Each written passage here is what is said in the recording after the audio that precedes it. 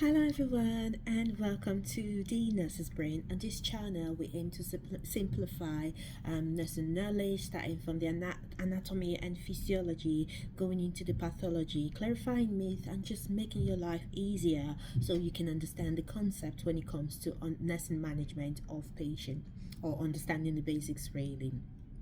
So today, on today's discussion, we're going to be talking about the female reproductive system.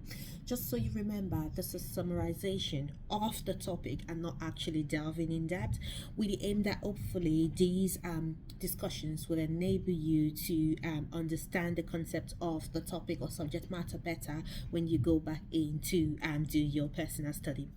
So previously we talked about the male reproductive system, and moving on from that, today we'll be talking about the female reproductive system. So whether you're a student nurse, whether you're a regular layman out there, or whether you're anybody just wanting to remind yourself of this knowledge or to gain the knowledge, please feel free to dive in.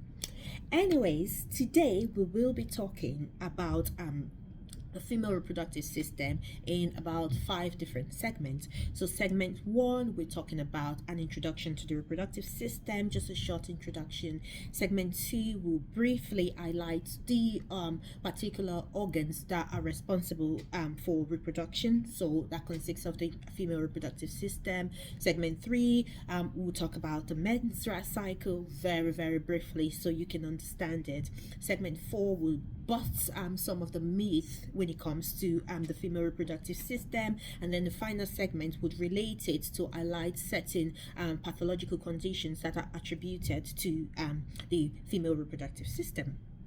So let's talk about the female reproductive system first. What is this female reproductive system? This is a system that complexly composes of several organs, particularly located in the pelvic cavity. So remember when we talked about the cavity, remember the cranial, the thoracic, abdominal, and then the pelvic cavity. Your reproductive system is mostly contained in the pelvic cavity, and it's comprises of complex organs that the primary function is for reproduction. By reproduction I mean bearing offsprings or bearing children, but it also has other advantages such as regulating and maintaining hormone balances, as well as maintaining your overall health really. So moving on to segment 2, what are the key organs in the reproductive system? Just look at the added photograph on here. It will summarize the context of the female reproductive system. So I'll start with the ovaries first. We've got the ovaries. So the ovaries are the two almond-shaped organs that are just located side by side the uterus. The main purpose is for the release of eggs. That's the ovum, just eggs really. So you need the egg for reproduction purposes. So just think about the ovary as the egg production factory. So what it does is that it produces the eggs, it stores the eggs, and when it's time for them to be released, which is the ovulation we'll talk about later, these eggs are released into the fallopian tube. So that means you would have the ovaries, and there is the tube connecting the ovaries. So think about my palms as the ovaries and my hand as the tube which connects from the ovaries down into the rest part or other part of the reproductive system. So think about the ovaries as two small almond shapes side by side the womb or the uterus, and the main purpose is to produce and release the eggs. Now that leads us to the fallopian tubes.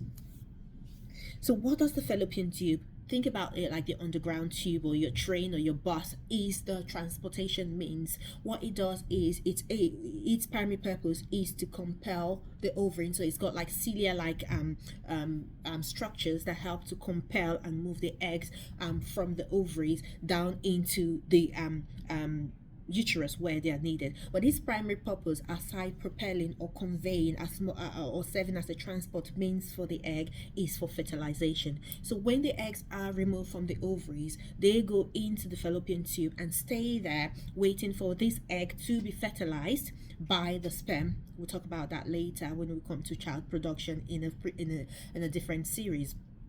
But yes, what would happen is that fertilization would take place in the fallopian tube. So, but when fertilization occurs in the fallopian tube, the egg or the fertilized egg is not meant to stay there. It is meant to move into the uterus, which is the primary purpose for housing this fertilized egg. And in a situation, abnormal, remember we're always linking the normal to the abnormal. In a situation where this egg does not move from the fallopian tube into the uterus and decides to stay in the fallopian tube and start growing, that's when ectopic pregnancy would happen. That's a pregnancy happening outside the uterus, which is the normal place where it's meant to be. So having said that, that leads us to the uterus, or in brackets call it womb. The uterus is a muscular organ where a fertilized egg is stored and nurtured, into a baby. And that's a very important organ during pregnancies. But aside from housing and nurturing the baby during pregnancy, its other purpose is it comes into play during menstruation, because the blood you're seeing that comes out during menstruation is the shedding of the linings of the uterus, because just like a snake, the uterus needs to shed its inner lining and structures, to make it to function properly. So part of this blood you get out during your period, or it's part of the lining of the uterus. So when the uterus shares this lining, that's what makes up your menstrual blood. We'll talk about that later more in depth. But moving on from the uterus, then we've got the cervix. Now, the cervix is the lower part, and some people will call it the neck of the pelvic. So assuming this is a womb, this is my neck, so this would be the cervix. So the neck, or the outer gatekeeper of the uterus, is called the cervix. It's called the gatekeeper of the uterus because it controls what goes in and out of the uterus. So it produces mucus as well, and that mucus is very important because aside helping to propel the sperms and all of that, this uterus is going to come up. This secretion is going to come in handy again when a woman is pregnant with regards to protecting the child. And this cervix is what your midwife measures and say you're so and so dilated is how much the neck of the uterus is opening to allow the baby out in pregnancy. But again, this cervix is a connection to the vagina. So the vagina is a muscular canal which connects the reproductive organ. Really, it's what connects the internal reproductive organs to the external reproductive organ, or to the external, sorry. So that means it plays an important role in conveying out your menstruation. So when that uterus lining sheds, it is through the vagina, it is expelled. During childbirth, it comes in very handy again, and it does expand to allow the birth of a child, and it's also coming very handy as well with regards to sexual intercourse. So it's going to be through the vagina as well. So in summary, for segment 2, the primary organs of reproductive system are ovaries, which produce and stores the egg, and then it also helps with hormone regulation. And then moving on from the ovaries, we've got the fallopian tube, which are the tubes that helps to propel the eggs out of the ovaries, but also a primary function is where fertilization takes place, where the sperm meets the egg. But moving on from that, we've got the cervix. We've got the uterus. The uterus is a muscular organ which is also known as the womb, and its primary purpose is holding and nurturing a baby for pregnancy, but also shedding of its lining that comes out as menstruation. But we also have, moving on from that, we've got the cervix, which is the neck of the uterus, serve as a gatekeeper controlling what goes in and out of the uterus. And then finally, we've got the vagina, which is a muscular organ that helps to connect the internal reproductive organs to the external. So things like childbirth, menstruation, and sexual intercourse. That being summarized, we'll move on to segment 3, which is basically your menstrual cycle. Now, the menstrual cycle can be like a complicated topic, but it's pretty easy if you understand it. Now, I'm going to simplify it, and just make it simple for you. The menstrual cycle, when we talk about the menstrual cycle, is just a phase or a process whereby your body prepares, your body is being prepared for the journey of pregnancy each month. That's its primary purpose. It will ideally or commonly lasts for 28 days, but it will vary. It will vary with different women. Cycle will vary with different conditions. It would, so people, it can also or actually go on to 35-day cycle. So it would vary, but textbookly, the cycle would last for 28 days. Now, it lasts through 4 phases.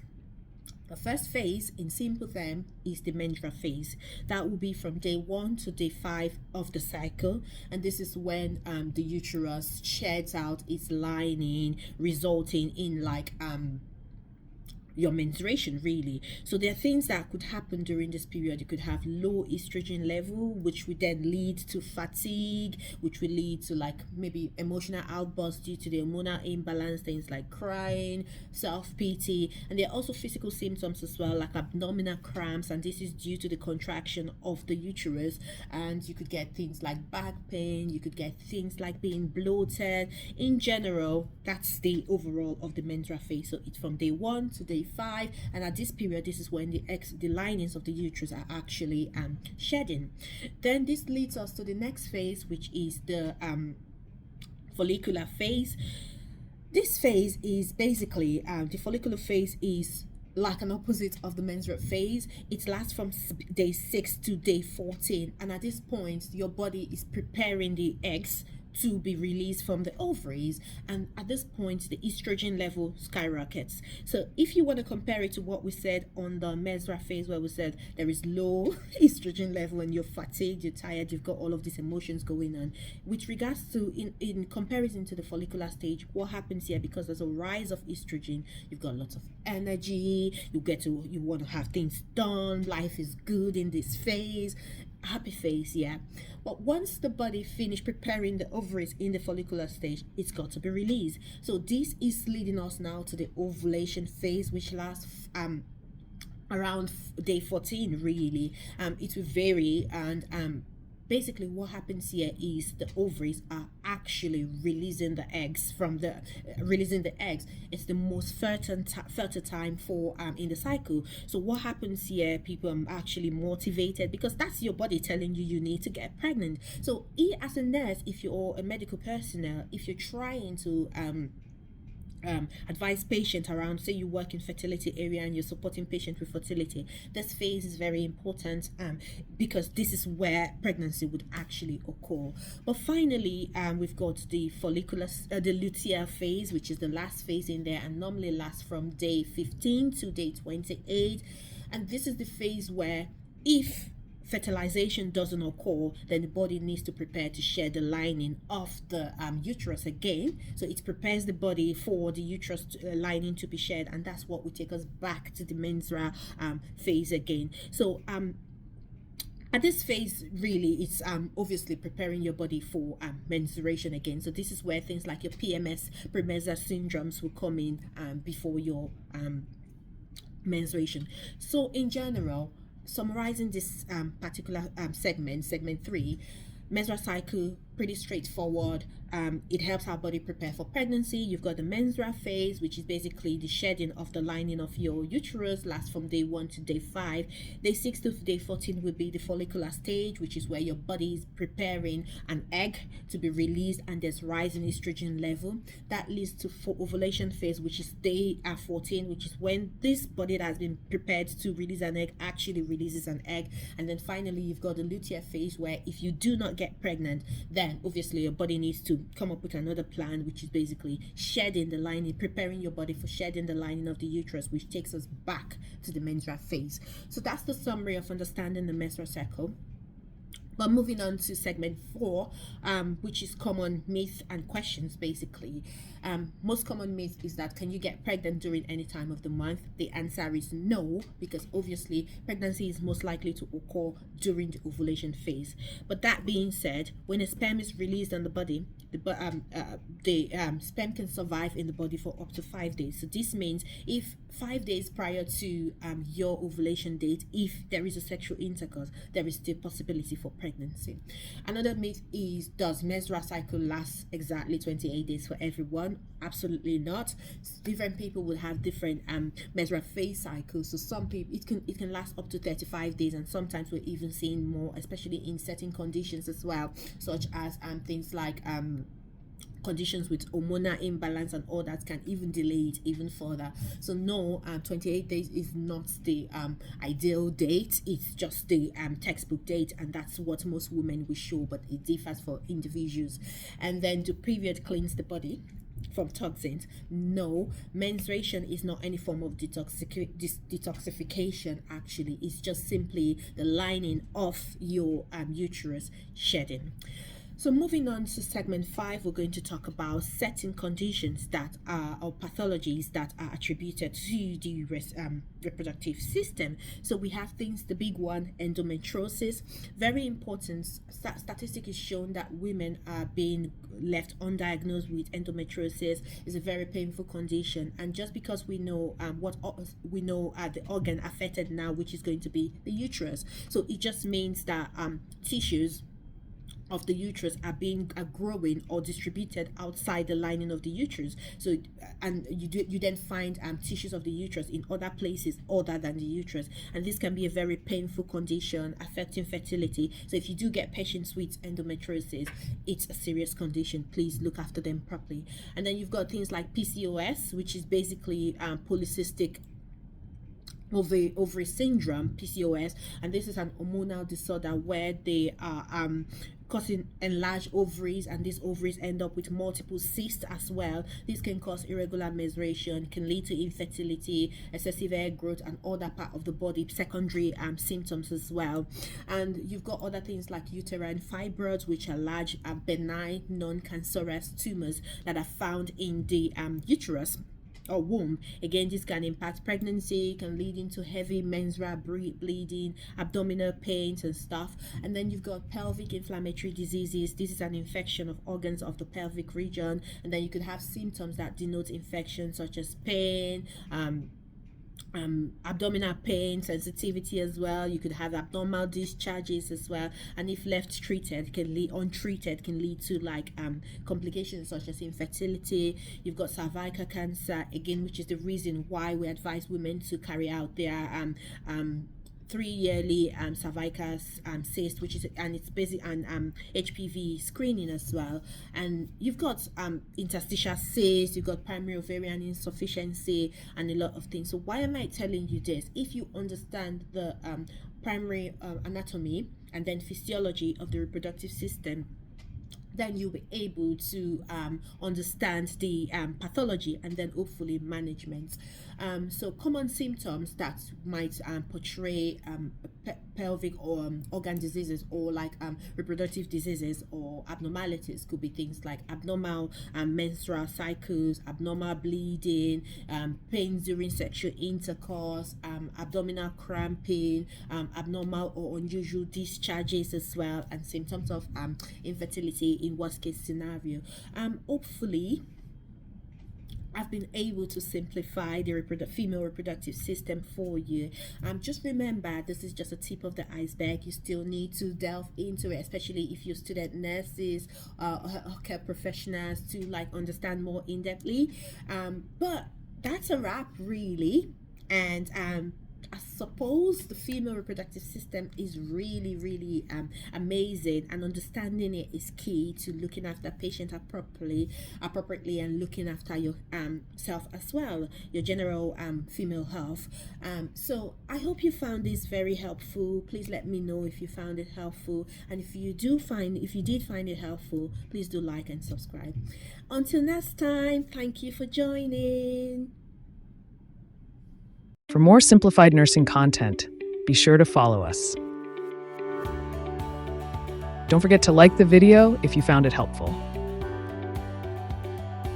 And subscribe to our channel for more great content.